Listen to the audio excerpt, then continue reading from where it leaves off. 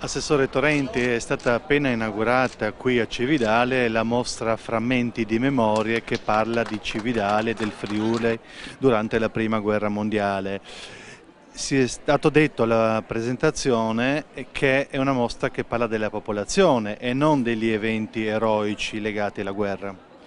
Sì, è una mostra interessante perché parla proprio dei rapporti con la popolazione, della vita di Cividale durante il periodo bellico e quindi va perfettamente incontro a quello che noi vogliamo comunicare con le manifestazioni di commemorazione della Prima Guerra Mondiale, che non è tanto l'epopea tragica della guerra quanto la sofferenza che hanno avuto le nostre popolazioni su una guerra tragica e come è stata vissuta, che è stata vissuta in modo molto diverso, perché nelle città grandi la vita continuava quasi normale, nelle città invece come questa di confine, che erano luoghi di smistamento, poi anche di feriti, di ammalati,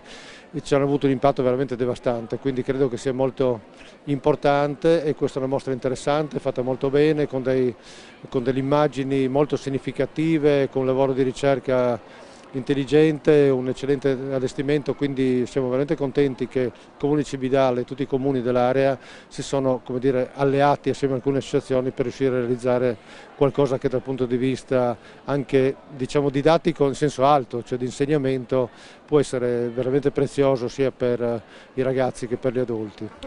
È un'iniziativa che è finanziata dalla Regione nell'ambito della legge che è stata approvata per il sostegno delle iniziative legate al centenario della guerra. Sì, uno dei 10 progetti, 11 credo, che finanziati nei bandi è quello più finanziato, era uno di quelli più alti come, diciamo, punteggio e si stanno realizzando in modo coordinato ma migliorabile, diciamo, quindi diciamo, noi abbiamo l'ambizione di fare sempre più un lavoro di memoria da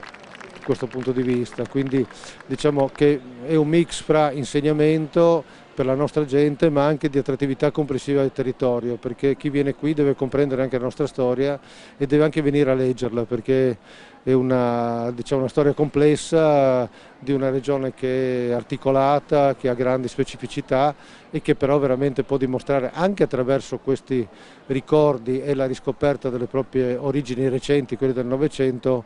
una sua identità articolata che credo che possa essere interessante anche per diciamo, le persone che vengono da lontano.